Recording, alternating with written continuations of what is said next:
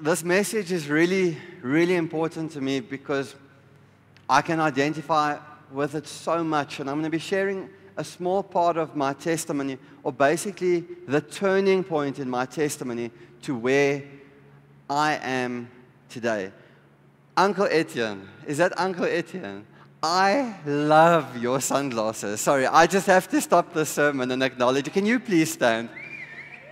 He came ready for flip. Can we give him a hand? Etienne, rocking the flip-flop Sunday with awesome shades. You look about 40 years younger, Etienne. Rock on. Keep it on. Keep it on. So this sermon is so important to me, or this message, because it was the turning point in my life. It wasn't, I wouldn't say it was the journey, but it was the start of the turning point. So before I get into that, I just want to start off with a scripture, 1 Peter 5, verse 8, and it says, "Stay alert, watch out for your great enemy, the devil." I love how Peter says here, your great enemy. It doesn't just say an enemy or adversary, the great enemy, your great enemy. So everyone say, my great enemy. So this is your great enemy, it's our great enemy, it's my great enemy. It's not just some normal guy or something that we're fighting against. It's not your boss. It's not your, I wanted to say mother-in-law. I have an awesome mother-in-law, but for some of you, it might be your mother-in-law. It might be someone in your family, maybe a colleague at work. It might be something that frustrates you on a daily basis. But Peter's saying, yeah, your great enemy. We need to look out for him. We need to be careful. We need to watch out. We must stay aware. Why would he say something like this? It's because we really have got someone that is powerful in terms of stealing from our lives, taking away from us. The Word of God says that he came to steal, kill, and destroy. So we're going to talk this morning about victimization. Pastor Angel already said we are not victims. So this morning we're going to talk about victimization. I want to say that victimization could be the greatest ever scheme of our great enemy. Victimization in a lot of our lives, if you look at I was standing here and I was thinking, this is actually something really, it might be very difficult for a lot of us to take in, because we live in a country, we live on a continent, and we live in a world where the majority of people play the victim. When they are not achieving something in life, it's never themselves. It's always someone else. It's either the government, maybe it's a different race, maybe it's a different culture. Very seldom are we taught in this world to look at ourselves, but we are taught on a daily basis to point the finger at other people. You see, the devil, our enemy, doesn't need to destroy your life if he can convince you to see yourself as a victim. Because a victim stops walking, stops growing, stops believing. So a lot of the time we think that he's just out to kill us. Yes, he is. But if we're at a place where we are playing the victim, he doesn't really have to do anything else, because it's not like you're going to make a difference for your family, for God's kingdom anyway, or for those around you, if you're feeling sorry for yourself all the time. See, a lot of the time, our enemies, our great enemies' schemes are just to distract us.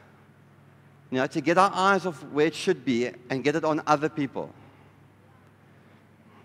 And like I said, this message is really personal to me, because there was a stage in my life where I was playing the victim, and I believe that I was rightfully playing the victim.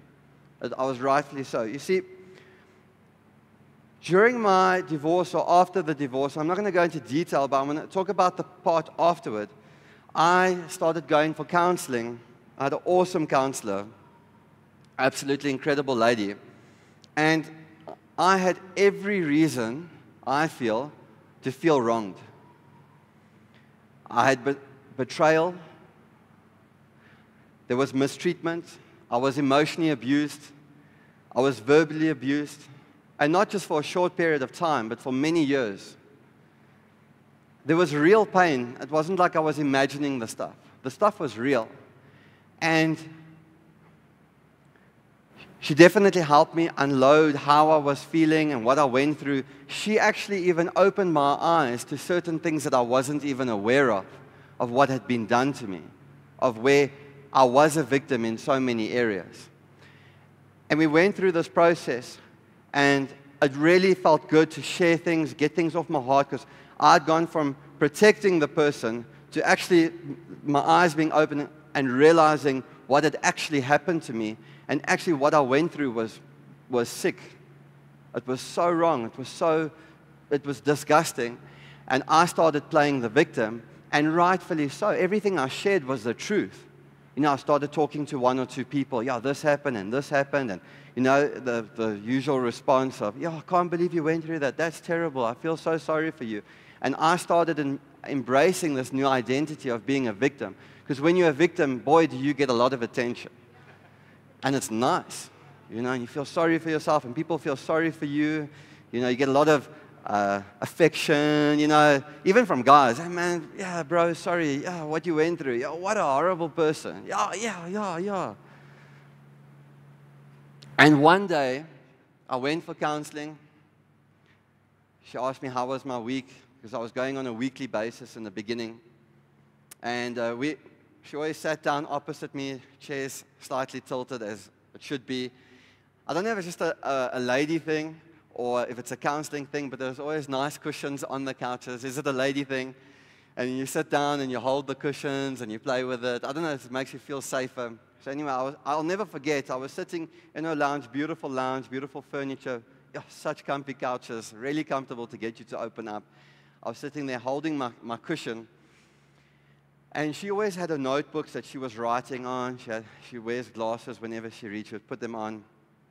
And she lifted the glasses and she took all of her books and she placed them on a little coffee table on the side of her couch or her chair.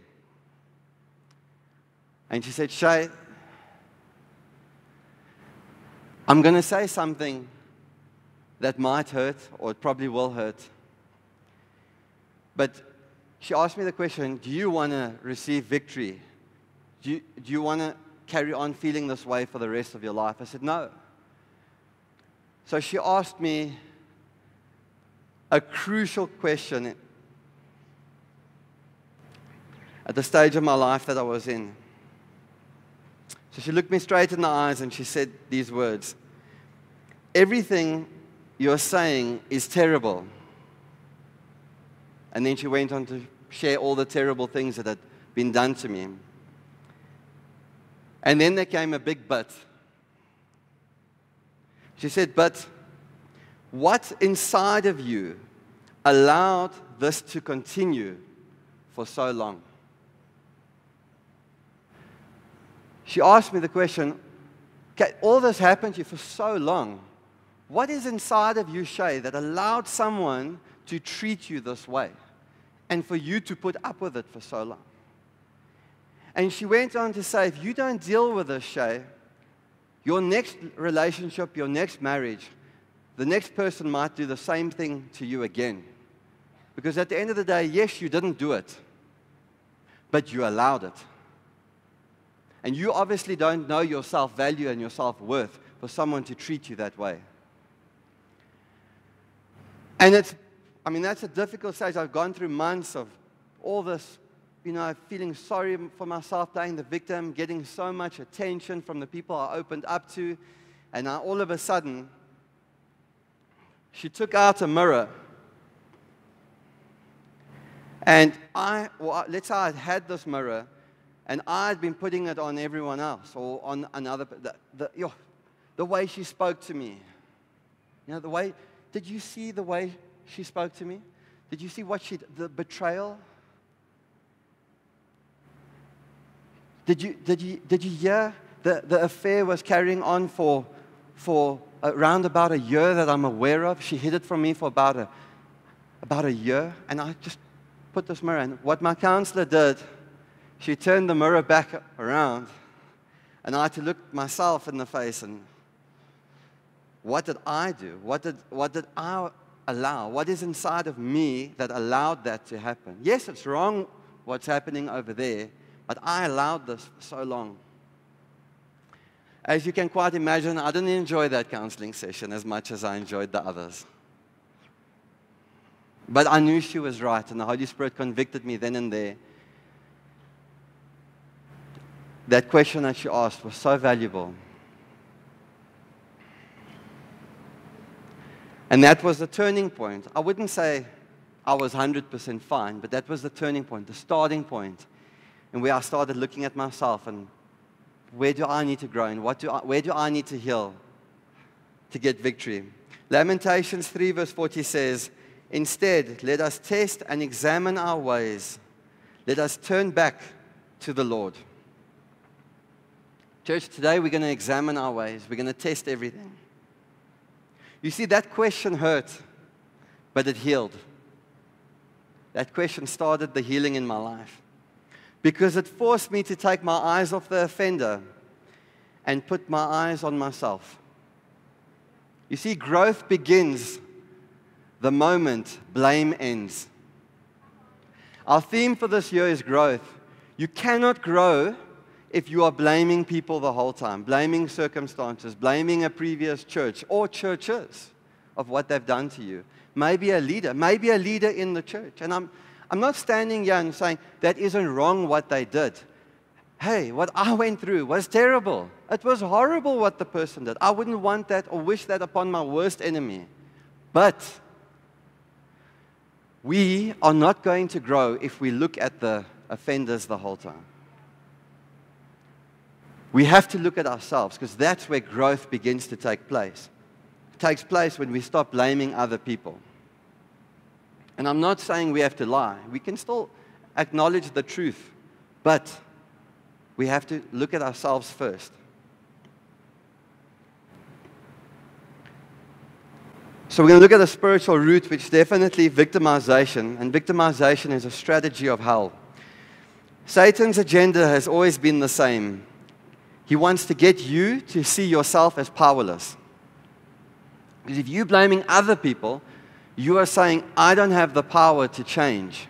I don't have the power to make a difference because it's other people's fault.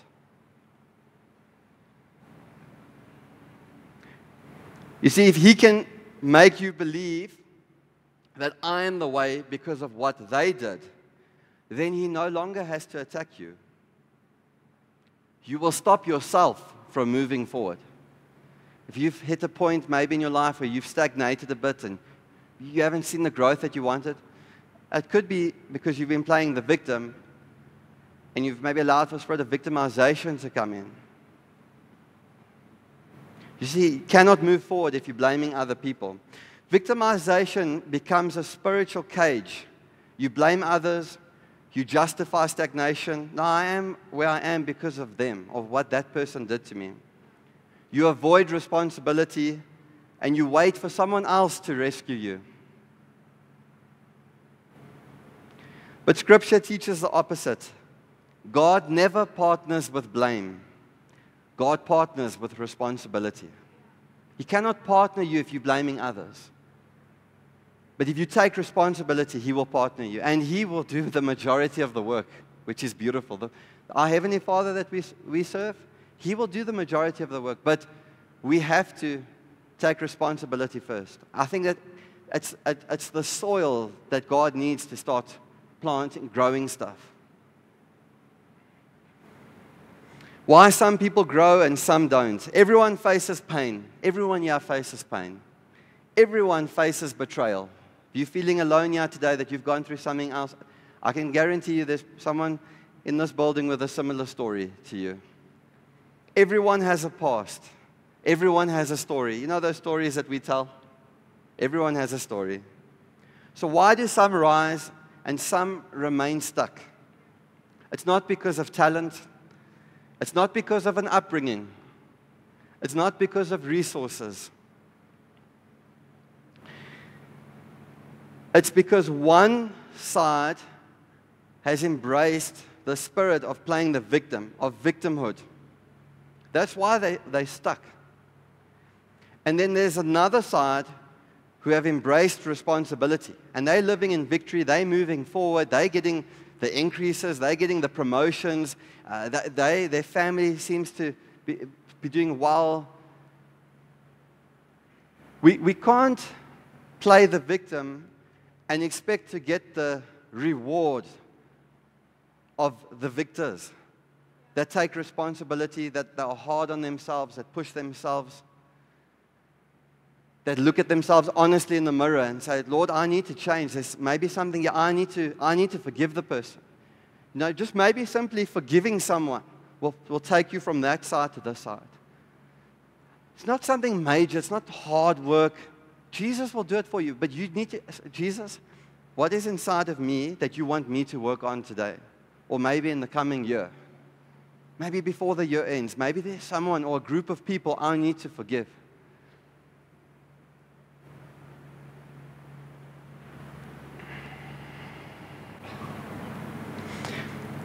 I love this. Victims rehearse what has been done to them. They say the same story over and over and over. Victors ask, what in me needs to change? And with this year's theme being growth, this is crucial. Nothing grows in the soil of blame. I used my skill set, my design skill set. I think that is a beautiful, beautiful pot that I designed over there. I had a bit of help with AI. But nothing grows in the soil of blame. If you're expecting God to grow certain things in your life, if you're going to be planting your seeds in a soil of blame, nothing grows in there. Nothing positive will grow in there. Maybe things will grow, but nothing positive will grow in there. Anger, frustration, victimization, feeling sorry for yourself, that grows in there. Growth does not grow in the soil of blame. Hebrews 12 verse 1 says, let us strip off every weight that slows us down, and let us run with endurance the race God has set before us. Victimization is a weight. It's an unnecessary weight that we have to carry. And for us to grow, we have to drop those weights. And Tabby is saying, can I please have the crutches? Thank you so much. These are not my crutches. I hope they work. I haven't tested them. First mistake. Do they work in Tabby is saying? Did you test them? Okay, great. A little bit short for me, but they will do the job. You see, a crutch will help you to stand. So let's say, you got an injury, you got a sore leg, sore hip, or whatever. Let's say I've hurt my right leg. A crutch, it helps you to stand. It helps you just to get by in life. But it also limits your speed, your distance, your balance, and your freedom. You see, God's called us now. If we look at that scripture in Hebrews 12 verse 1, it says, let us run with endurance the race God has set before us. A lot of us are carrying these crutches, and instead of running, we are limping through life. Shay, you don't know the mother that I grew up with. You don't know the father, the abusive father that I grew up with. He used to hit me. He used to hit me. I'm not talking about my dad. I'm sharing your story. My dad never used to hit me. Once or twice, eh? It's when I deserved it. You don't know the father that I grew up with. He was abusive. My parents, they were alcoholics, Shay. You don't know the school that I went to, that teacher, she said, I'll never amount to anything. She said, I'll never be good at math. She said that one day I'm going to be sweeping the streets. She said those words to me, Shay. Shay, you're talking about your divorce. You don't know. I've been through 2 divorces. I first had someone that abused me physically, that used to beat me, that I was bleeding. Then this person had multiple affairs. Not just one, Shay, multiple affairs. And she broke me. And I can't trust anyone. I can't trust anyone because that person broke my trust. And I don't want to get hurt again, Shay. The government. I didn't get a job because of the government. Because of the quota system. Because of the color of my skin. You know, they picked that other person, Shay.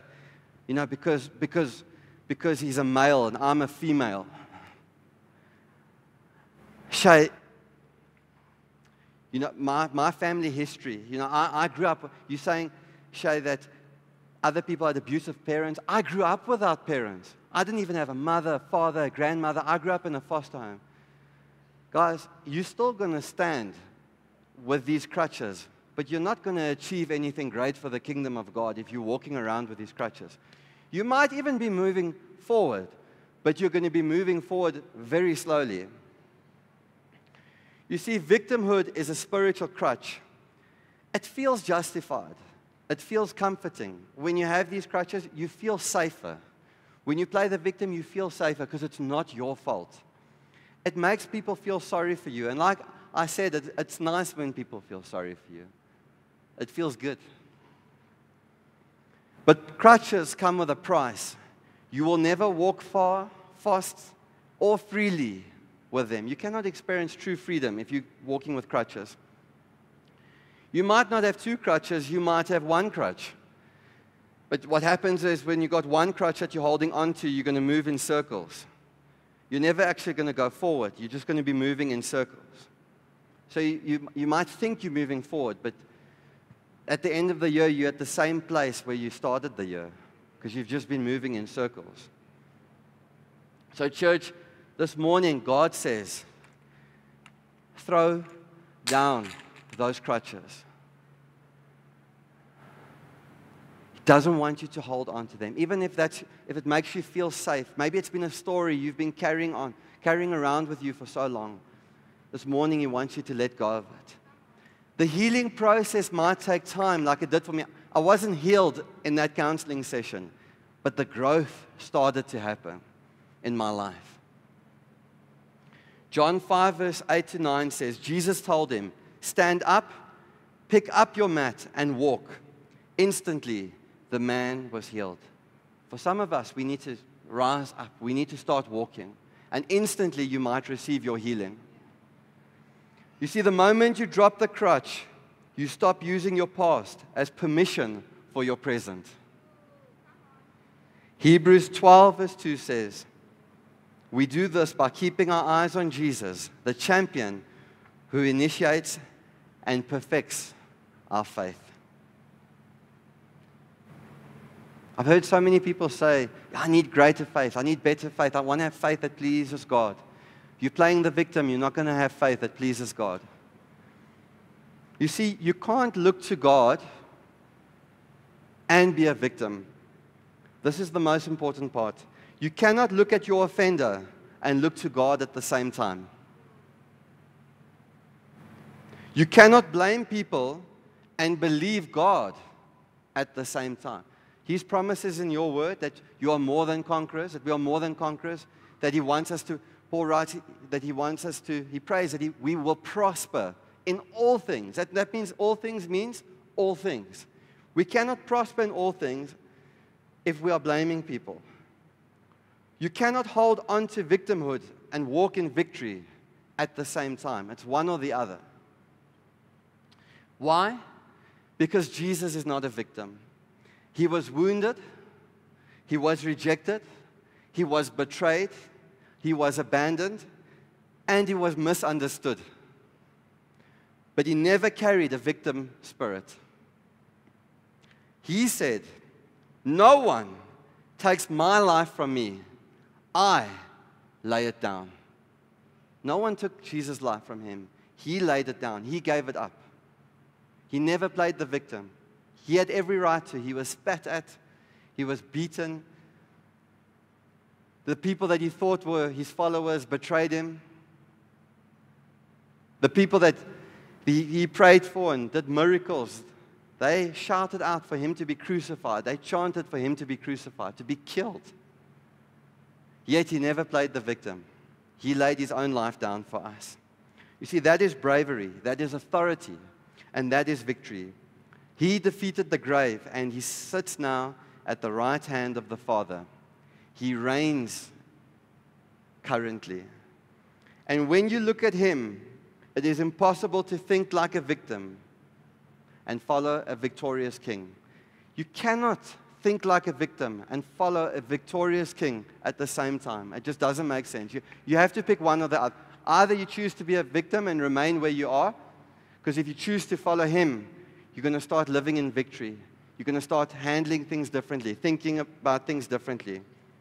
You know, after that point, when I went home, she gave me a lot of homework to do introspection. And it was difficult. And it was so difficult because I realized all the points where I allowed certain things in my life.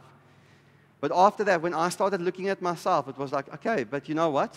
I didn't take up my rightful place as the head of the home, as a male should do. Scripturally, I wasn't the head of the home that I was supposed to be. I wasn't roaring with authority that I would have had if I had spent more time with Jesus and in His Word.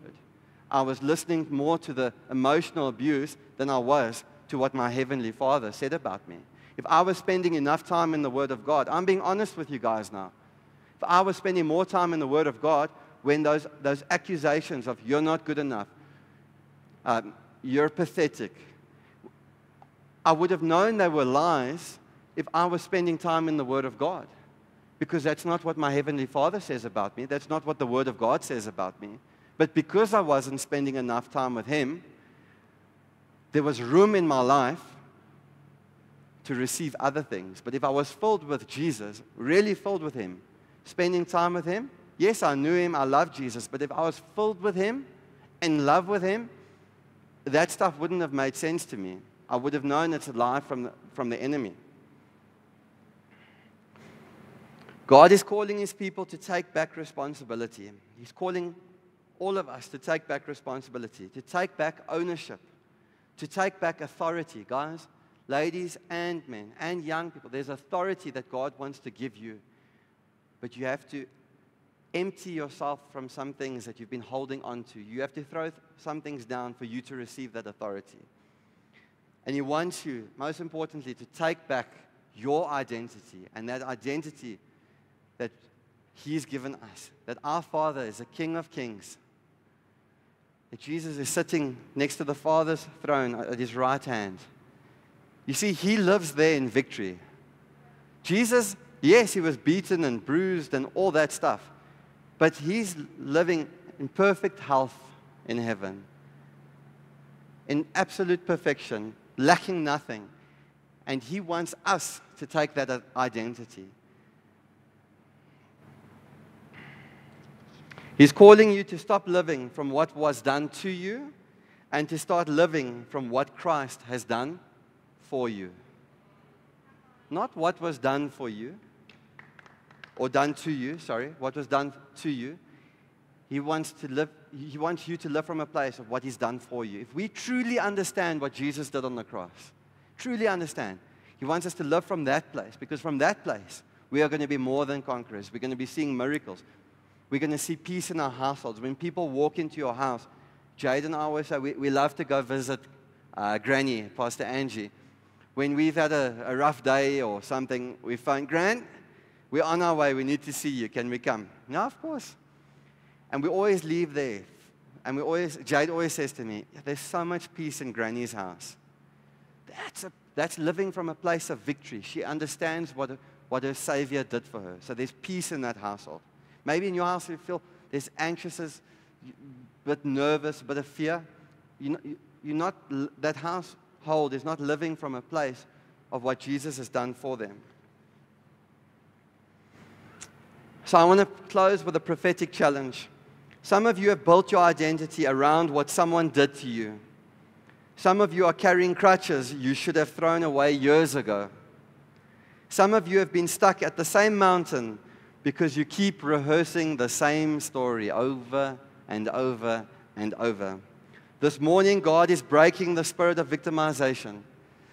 over your life. You are not what they did. You are what He says. Stand up, own your life, renounce what's holding you back, and walk in victory.